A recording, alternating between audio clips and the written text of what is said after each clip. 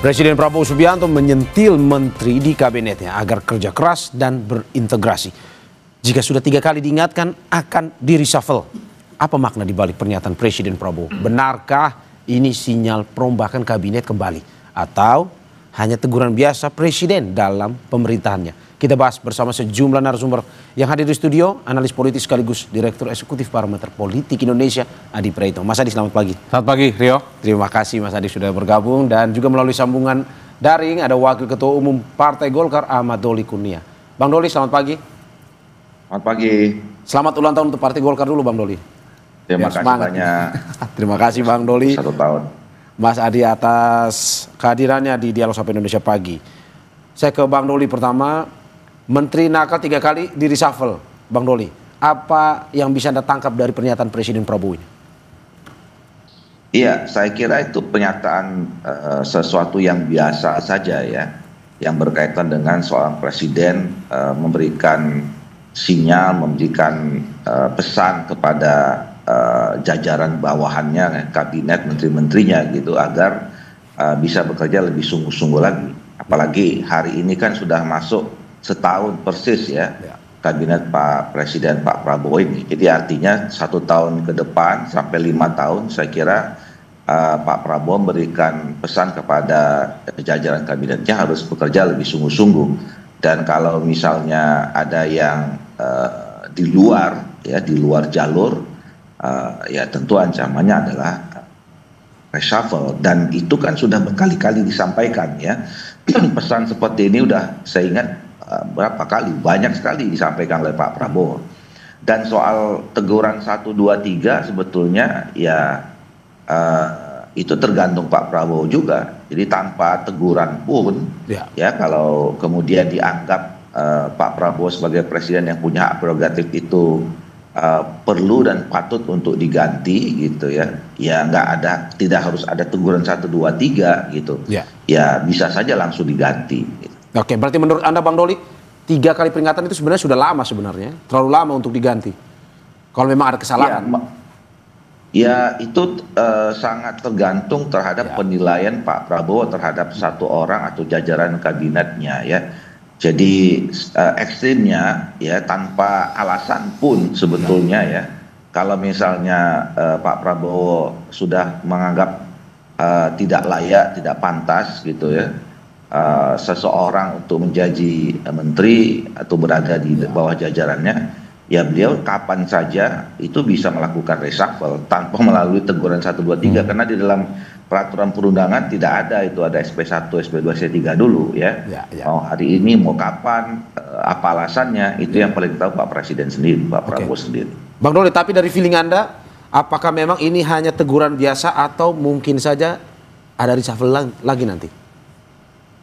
Ya, saya kira kalau kita tidak bisa juga menduga-duga ya, apakah ada reshuffle lagi atau tidak gitu. Tetapi kan yang kita sama-sama tahu sampai saat ini masih ada menteri 1 yang kosong ya. Nah, apakah kemudian nanti kita menunggu pengisian menteri atau kemudian nanti akan ada pergantian lagi atau perombakan lagi? Sekali lagi karena itu hak prerogatifnya seorang presiden, Pak Prabowo yang paling tahu itu apakah kemudian ada lagi reshuffle, perlu atau tidak, dan seterusnya itu kembali kepada Pak Prabowo. Oke, Mas Adi, saya ingin pertanyaan yang sama. Menurut Anda teguran biasa atau mungkin ada reshuffle? Ya kalau saya sih memaknainya 2 hal. Pertama, memang Pak Prabowo Subianto tidak bisa membantah bahwa kabinetnya saat ini adalah diisi oleh menteri-menteri yang cukup hebat dan cukup top dan cukup bisa dibanggakan. Tapi ada faktor yang kedua saya sebut sebagai statement yang cukup bersayap. Tapi kalau sudah ditegur sekali, 2 kali dan 3 kali masih tidak perform, tidak sesuai dengan ekspektasi, jadi kesempatan yang diberikan ini memang harus wassalam, harus selesai dan mereka harus diganti. Bagi saya ini adalah semacam pesan politik memasuki tahun pemerintahan Pak Prabowo, bahwa para menteri per hari ini yang masih terus menjadi pembantu presiden di sekitarnya, kalau ada target-target yang memang diinginkan oleh pemerintah, mereka itu tidak sesuai dengan harapan, menimbulkan kegaduhan, menimbulkan kontroversi, kinerjanya selalu dipertanyakan oleh publik, bukan tidak mungkin di masa-masa yang akan datang menteri-menteri di kabinet saat ini adalah sesuatu yang sangat niscaya untuk dilakukan reshuffle. Inilah yang saya sebut adalah semacam kesempatan terakhir yang diberikan oleh Presiden Republik Indonesia Prabowo Subianto kepada begitu banyak para menterinya untuk membuktikan bahwa mereka itu sudah ada kesempatan 1 tahun, anggaplah ini semacam uji coba dalam membentuk bagaimana kinerja kabinet itu sesuai dengan harapan.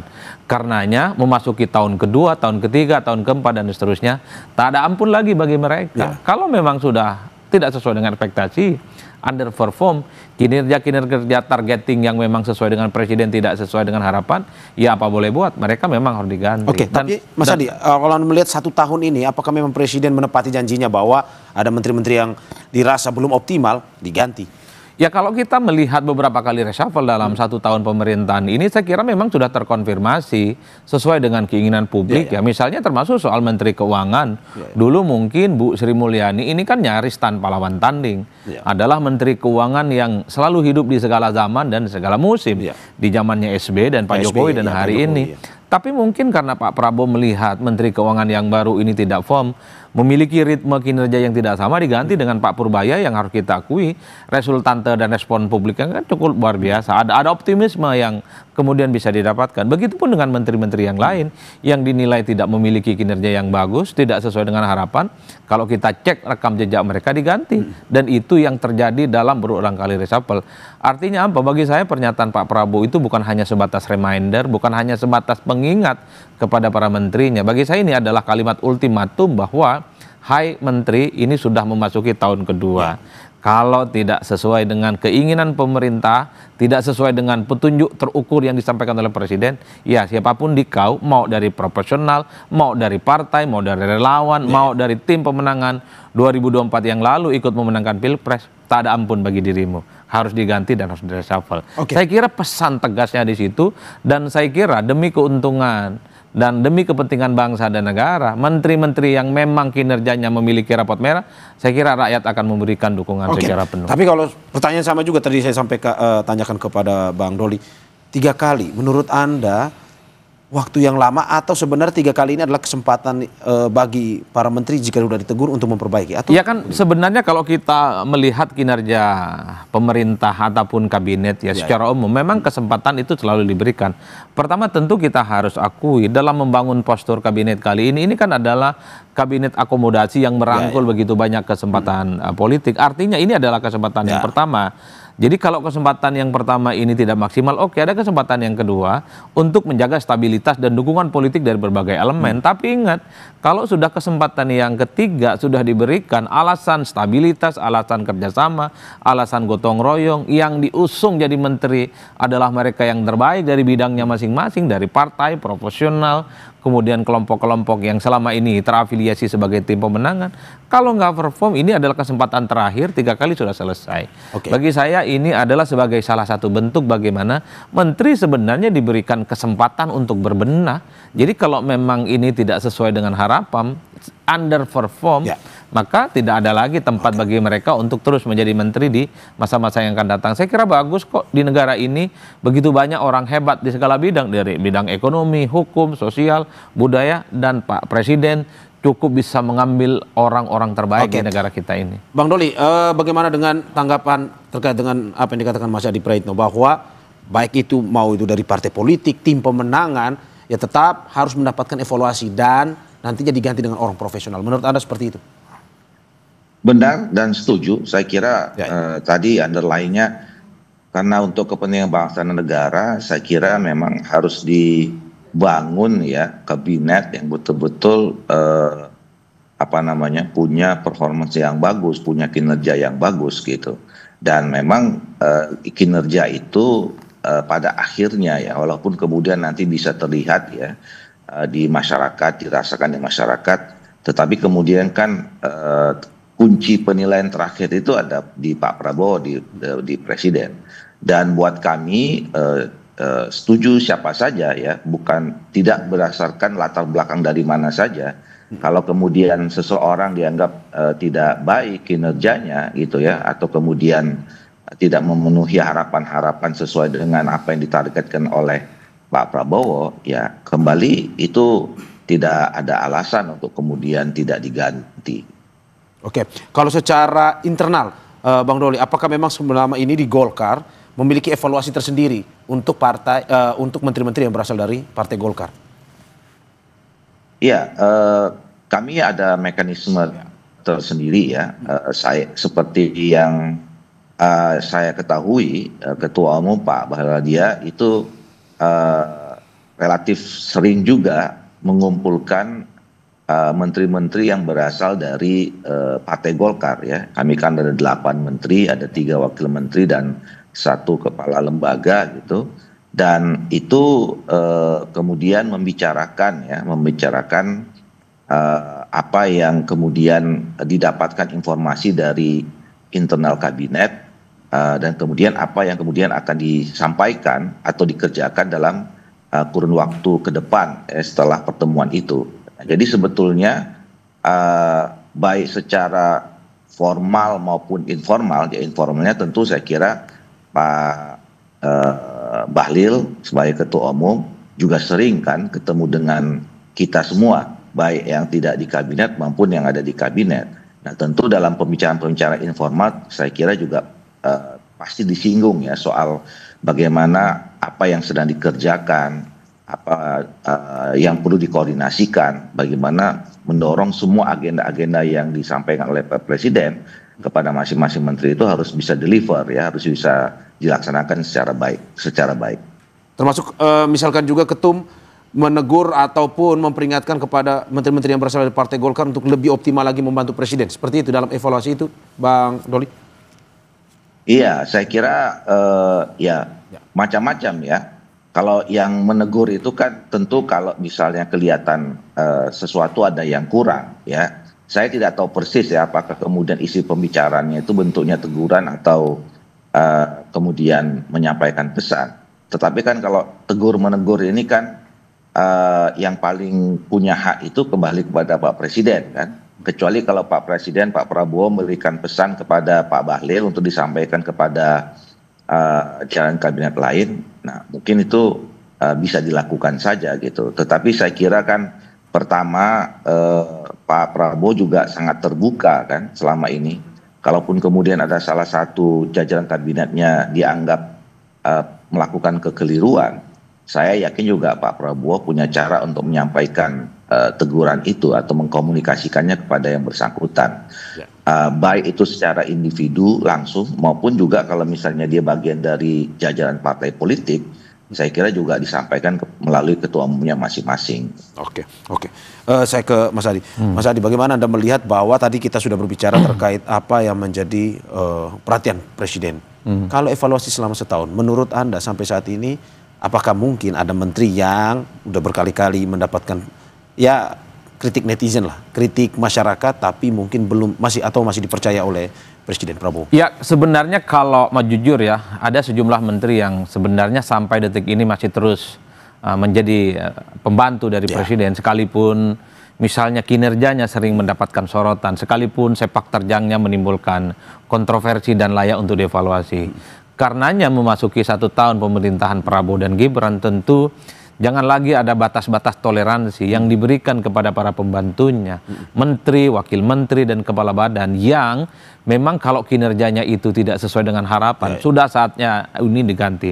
Hari ini adalah tanggal 20 Oktober, persis 1 tahun pemerintahan Kabinet Merah Putih. Oleh karena itu sebenarnya demi kepentingan untuk supaya kerja lebih cepat, kira-kira begitu, maka seluruh akselerasi yang terkait dengan pembangunan di masa yang akan datang, kalau menterinya ini memang tidak bisa diajak kerja yang cepat di tengah situasi yang berkembang yang juga sangat dinamis, maka bagi saya Mas Mario tak ada ampun lagi bagi mereka. Ini menyangkut semua kalangan, nggak peduli dia apakah dari partai politik, tak peduli dia dari kalangan profesional, tak peduli dia dari kalangan kelompok-kelompok relawan yang mungkin ikut memenangkan pertarungan Pilpres.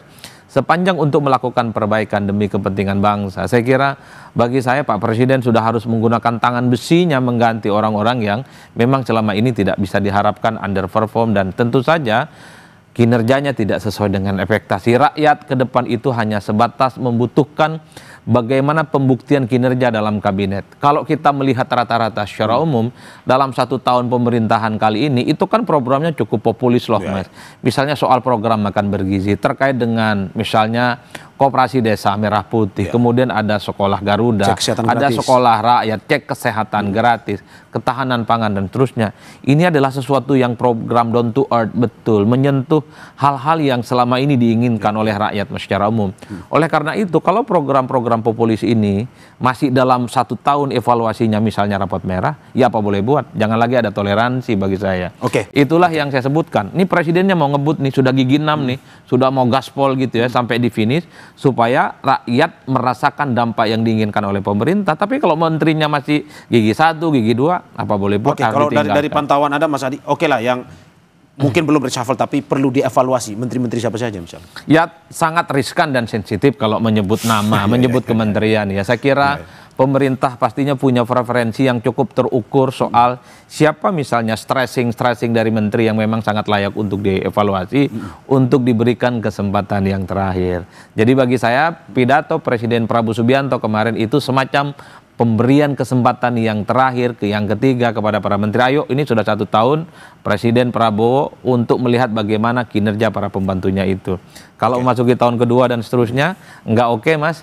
Ya, itu artinya adalah bahwa soal reshuffle itu akan terjadi di kemudian hari. Karena bagi saya reshuffle adalah sunnatullah, sesuatu yang keniscayaan, dan ini akan terjadi pada siapapun. Oke, saya ke Bang Doli. Bang Doli, bagaimana Anda melihat apa yang disampaikan oleh Mas Adi ini bahwa memang masih ada menteri yang perlu dievaluasi.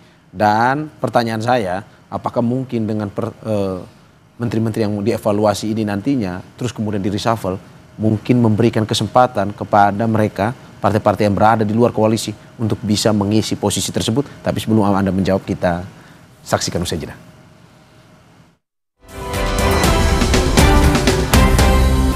Terima kasih masih di Sapa Indonesia Pagi bersama saya Maria Sarong dan sejumlah narasumber. Saya analis politik sekaligus Direktur Eksekutif Parameter Politik Indonesia Adi Praitno bersama saya di studio. Melalui sambungan daring ada Wakil Ketua Umum Partai Golkar Ahmad Doli Kurnia dan juga baru saja bergabung dengan kita Muhammad Iqbal, juru bicara Partai Keadilan Sejahtera. Selamat pagi Bang Iqbal, Assalamualaikum. Selamat pagi. Ya, terima kasih Bang sudah bergabung juga, tapi saya duluan ke Bang Doli dulu karena tadi sudah janji bertanya sama Bang Doli. Bang, bagaimana melihat bahwa evaluasi ini mungkinkah membuat ada partai-partai lain atau orang profesional lain di luar yang kemarin membantu pemenangan Prabowo Gibran ikut bergabung untuk memperkuat pemerintahan Presiden Prabowo Gibran?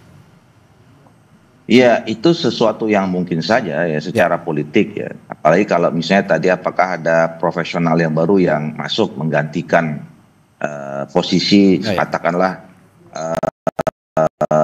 porsinya dari partai politik. Itu sesuatu yang mungkin saja. Karena sekali lagi saya katakan itu hak prerogatifnya Presiden. Nah, tetapi kalau kemudian bicara tentang soal apakah partai politik yang selama ini sudah menyatakan dirinya adalah sebagai kekuatan penyeimbang dalam pemerintahan, ya itu kembali ada pembicaraan atau diskusi politik ya. Pertama, apakah kemudian partai-partai politik yang sekarang berada dalam pemerintahan itu memang betul-betul punya keinginan untuk masuk dalam pemerintahan. Gitu.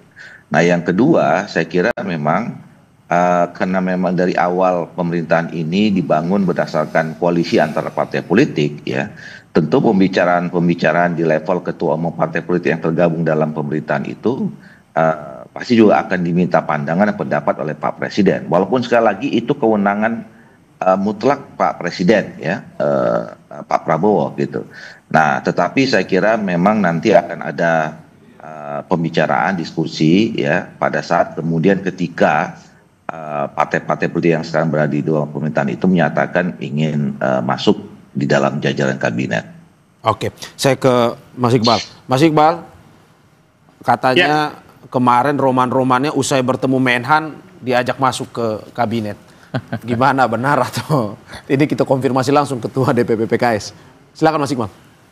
Ya, sekarang memang kan PKS memang sudah bergabung sejak pemilu ya. Jadi memang kami ingin memperkuat silaturahim, memperkuat komunikasi karena hubungan Pak Sohibul Iman, Ketua Majelis Syuro, dan Pak Menhan ini sangat dekat. Jauh sebelum pemilu presiden, ya, kami sudah memiliki hubungan emosional yang sangat baik dengan Pak Syafri Samsudin, Ketua Majelis Syuro kami. Jadi kami melihat memang pemerintahan Pak Prabowo, di mana kami dulu pernah 2 kali bersama membangun visi misi bersama, adalah hal yang menarik untuk bagaimana mimpi-mimpi beliau sebagai kepala negara kita bisa support, kita bantu untuk mewujudkannya, karena memang perjuangan untuk menegakkan kebenaran, menegakkan keadilan, meningkatkan kesejahteraan itu nggak mudah. Pasti ada saja tantangan-tantangannya yang kita hadapi di lapangan. Oke, Anda melihat juga seperti apa yang disampaikan oleh Presiden bahwa masih belum optimal untuk kabinet saat ini?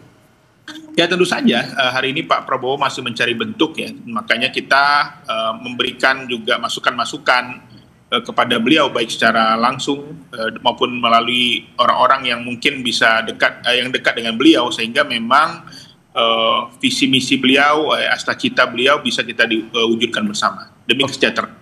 Oke, dan jika diajak bersama untuk pada akhirnya membantu, apakah memang nantinya akan lebih optimal lagi untuk membantu PKS?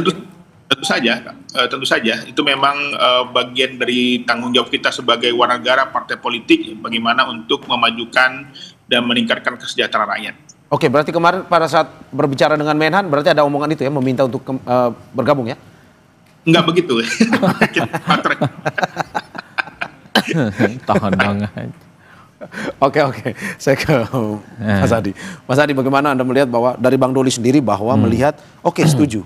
Siapapun yang ingin membantu kabinet ataupun pemerintah Presiden Prabowo, baik itu profesional yang berada di luar pun juga partai politik, ya bisa.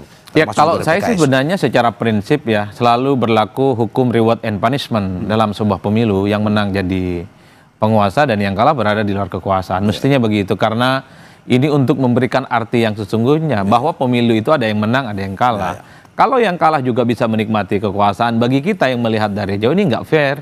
Bagaimana dengan basis konstituen yang kalah itu, yang dulunya misalnya mengkritik yang menang hari ini, mereka harus mengubah iman politik mereka, kan tiba-tiba mendukung. Itulah yang saya kira sebenarnya sekalipun dalam sistem presidensialisme multipartai ekstrim seperti di Indonesia, harus ada yang berada di luar kekuasaan, itu secara teori dan normatif. Tapi kalau kita melihat dalam konteks PKS ya saya kira memang setelah kalah jagoannya di Pilpres mendukung Anies Mohaimin, sepertinya PKS memang merasa bahwa sebenarnya iman politik mereka memang tegak lurusnya harus bersama dengan Prabowo Subianto. Karena kedekatan itu ya? Karena kedekatannya cukup panjang kan, 2014, 2019, dan baru berakhir kan 2024 gara-gara PKS lebih mendukung Anies. Dan sepertinya ini bukan hanya soal kalah Pilpres ya PKS mendukung Anies, tapi dalam banyak hal PKS sudah mulai melihat bahwa sebenarnya mendukung Anies itu dalam banyak hal tidak terlampau memberikan keuntungan apapun bagi PKS secara elektoral, Mas. Kalau kita mau cek ya, 3 partai yang memberikan dukungan politik kepada Anies dan Mohaimin waktu Pileg 2024 yang lalu, termasuk Pilpres, PKS itu yang paling sedikit mendapatkan faedah elektoralnya. PKB banyak tuh naiknya, terutama di basis-basis PKB yang selama ini tidak dapat suara, tidak dapat basis, mendapatkan suara terungkit dari dukungan terhadap Anies Baswedan. Jangan tanya Nasdem, suaranya lebih meningkat, justru terafiliasi sebagai besar pendukung Anies lebih banyak mendukung Nasdem. Karenanya tidak mengherankan ketika PKS langsung memberikan dukungan kepada pemerintah. Kemarin misalnya bertemu dengan Pak Menhan, disinyalir oleh publik soal bagaimana PKS ingin bekerja sama dengan pemerintah. Ya sepertinya PKS sudah menemukan kembali bagaimana kerjasamanya itu terbangun dengan Pak Prabowo Subianto. Dengan Pak Anies kayaknya adalah masa lalu. Oke, harmonisasinya gimana? Kalau misalkan PKS yang berada di luar kemarin terus masuk lagi, menurut Anda gimana? Ya ini kan bersama partai-partai yang sudah bergabung. Persoalan biasa saja di negara kita, Mas. Biasanya kalau Pilpres, partai politik ini kan punya strategi politik masing-masing. Ada yang memilih di luar, ada yang terus menjadi bagian di dalam. Tapi yang saya ingin katakan adalah di kita adalah perkara biasa yang kalah menjadi bagian dari pemenang. Ini terjadi sejak 2004, 2009, 2014, 2019 hingga hari ini. Ini yang saya sebut sebagai cacat bawaan dalam sistem presidensial. Ada kepentingan kerjasama politik, terutama untuk mengamankan kepentingan kebijakan-kebijakan di parlemen. Kalau parlemen itu banyak oposisi, partai-partai yang kalah berada di luar, khawatirnya program pemerintah itu selalu mendapatkan rongrongan, resistensi, dan seterusnya. Jadi mazhab politik kita adalah kerjasama politik, gotong royong. Jadi yang kalah pun ya siap-siap dia akan menjadi bagian dari koalisi pemerintah. Politik kita sesederhana itu saja, membayangkan kalah pemilu kemudian jadi oposisi berada di luar kekuasaan, rasa-rasanya rumit di negara kita ini. Oke, Bang Doli, bagaimana Anda melihat harmonisasi itu? Partai sudah berada di dalam menerima, mungkin saja partai-partai yang kemarin berseberangan masuk membantu Presiden Prabowo. Iya, saya kira kan kita dibangun berdasarkan kesepahaman, kesepakatan untuk membangun koalisi partai politik pendukung pemerintah gitu. Nah, dan itu jumlahnya dari awal sudah tetap sekian. Dan kita melihat ada partai-partai politik yang mendeklarasikan berada di luar pemerintahan. Ya. Soal dukung-mendukung saya kira kan memang ya secara fair setelah kompetisi politik selesai, ya untuk kepentingan bangsa negara ya pemerintahan siapapun yang terpilih ya harus dukung gitu. Nah persoalannya ini apakah berada di dalam atau di luar pemerintahan. Nah kalau diskusinya tentang itu, nah sekali lagi saya kira nanti mungkin akan ada pembicaraan ya di level pimpinan partai-partai politik yang berada sekarang di dalam pemerintahan itu. Apakah kemudian partai-partai politik yang selama ini berada itu kemudian akan masuk atau tidak, itu berdasarkan diskusi.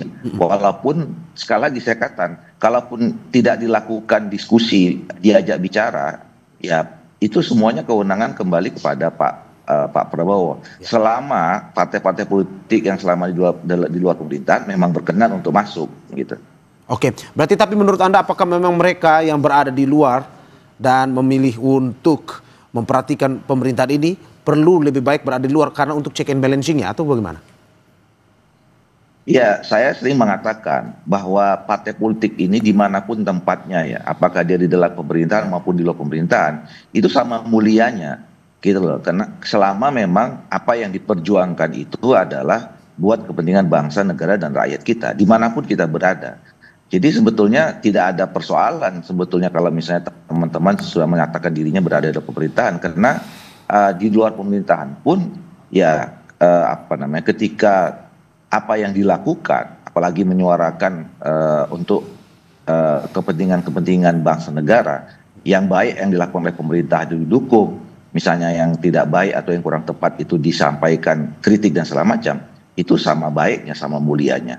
Oke, saya ke Bang Iqbal. Bang Iqbal, bagaimana Anda melihat bahwa sebenarnya seperti kata Bang Doli, berada di luar maupun di dalam itu sama mulianya, pun juga PKS. Pada akhirnya jika diminta apakah PKS bisa menjadi seseorang yang memperhatikan pemerintahan presiden ini dari luar atau memberikan masukan-masukan itu, atau memang harus di dalam untuk memberikan optimalisasi ini?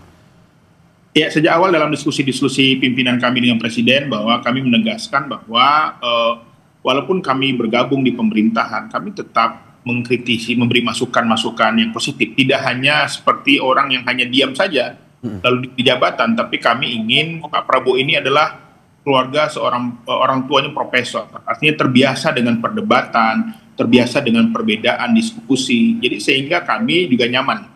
Kami tidak ingin juga masuk lalu kami hanya nurut, tapi kami ingin juga memberi masukan-masukan yang ini tentu saja juga ada evidence base-nya, ada rujukannya, ada teorinya, sehingga pemerintahan ini akan berjalan dengan baik, dinamis, dan tentu saja juga tujuannya mensejahterakan rakyat. Oke, berarti Anda mengatakan bahwa walaupun tidak masuk sekalipun ke dalam pemerintahan ataupun tidak bergabung, tetap check and balancing itu tetap dilakukan ya untuk pemerintahan Presiden Prabowo ya? Ya, saya ingin mengingatkan bahwa kami sejak awal sudah bergabung. Kami sudah menyatakan dukungan kepada Pak Prabowo, walaupun kami dari partai politik tidak merekomendasikan kader partai untuk menjadi menteri. Karena kami ingin juga memberikan ruang-ruang kepada teknokrat profesional untuk bisa berkontribusi bagi bangsa dan negara. Oke, Bang Iqbal, kalau dari catatan Anda, dari PKS sendiri, siap dalam kabinet, siapa saja menteri yang perlu dievaluasi ataupun yang semakin dioptimalkan ke depan ini?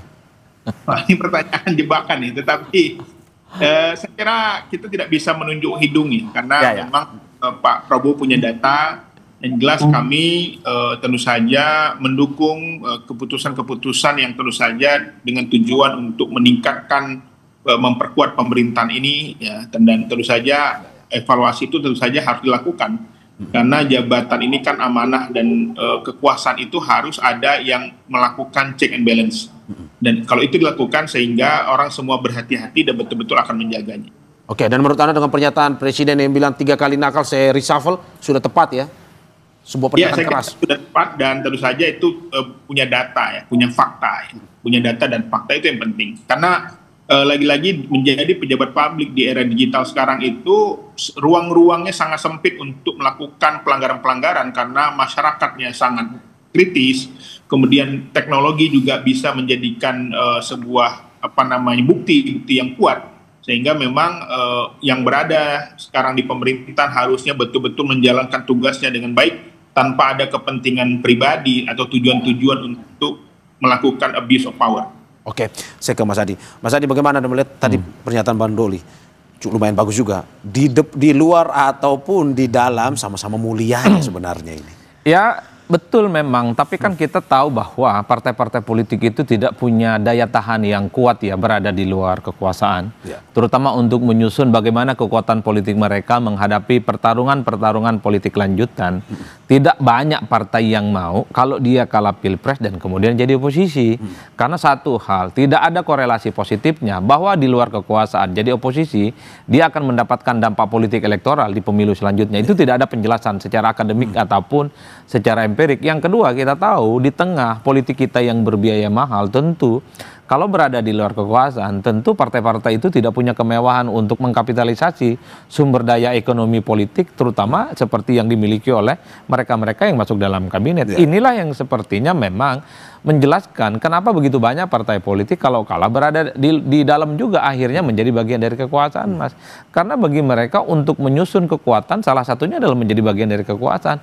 Dan memori politik pemilih kita nggak ada urusan mau di dalam mau di luar sama saja. Yang paling penting adalah bagaimana terus melakukan sosialisasi dan pendekatan jelang pemilihan, maka dialah yang kemudian akan memenangkan pertarungan.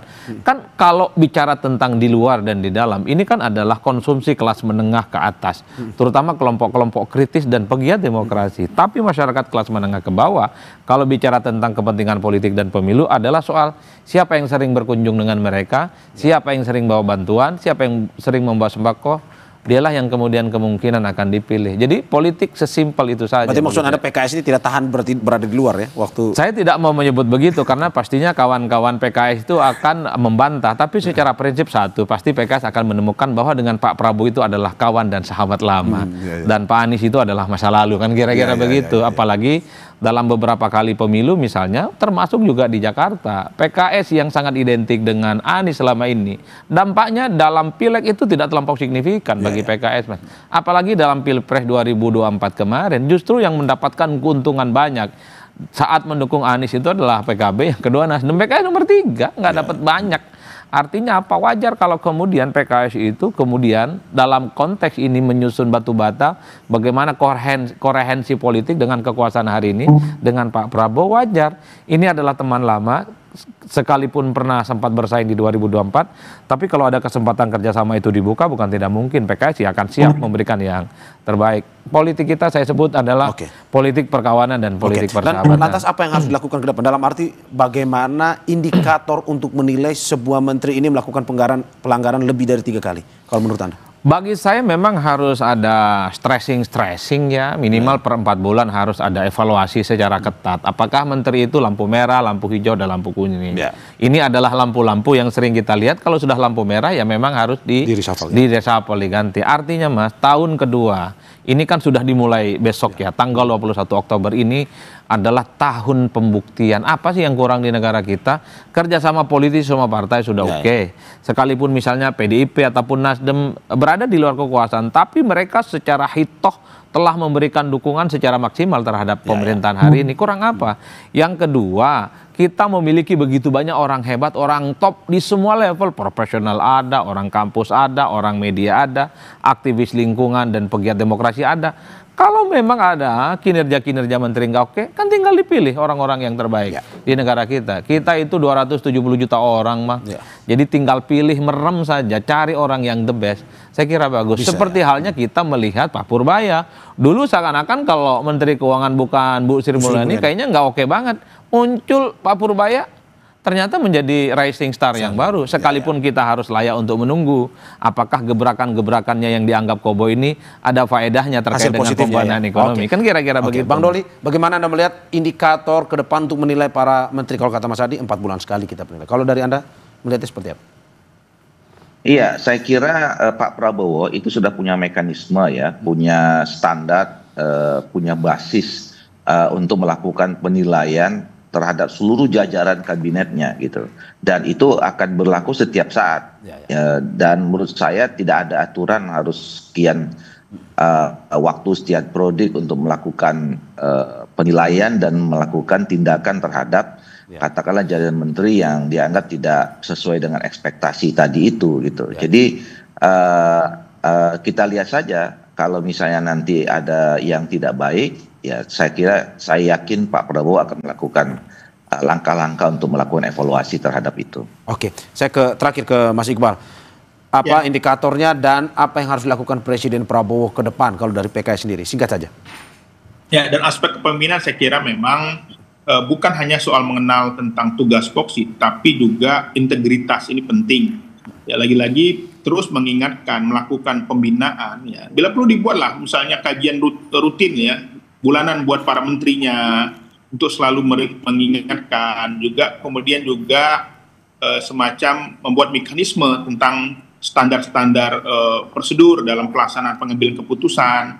Dan selalu diingatkan bahwa mereka diawasi, itu menjadi penting karena memang di dalam penyelenggaraan pemerintahan kita sudah lihat fakta-faktanya, baru beberapa bulan saja sudah ada wakil menteri yang kena OTT dan reshuffle sudah dilakukan. Jadi saya melihat ini adalah soal bagaimana pembinaan kepemimpinan para pejabat publik yang hari ini bersama Pak Prabowo harus menjadi perhatian. Oke, kita harapkan teguran apapun reshuffle ini ya ujung-ujungnya untuk pada akhirnya keberhasilan program pemerintahan Prabowo Gibran dan juga tujuannya untuk kesejahteraan masyarakat Indonesia. Sekali lagi terima kasih analis politik sekaligus Direktur Eksekutif Parameter Politik Indonesia Adi Praitno, Wakil Ketua Umum Partai Golkar Ahmad Doli Kurnia dan juga Ketua DPP PKS Muhammad Iqbal. Terima kasih Bapak-bapak, sehat-sehat selalu. Saudara jangan kemana-mana, Sapa Indonesia Pagi akan segera kembali dengan informasi lainnya. Salah satunya hari ini setahun memimpin pemerintahan. Presiden yakin dan optimis sejumlah program berjalan dengan baik. Informasinya usai jeda.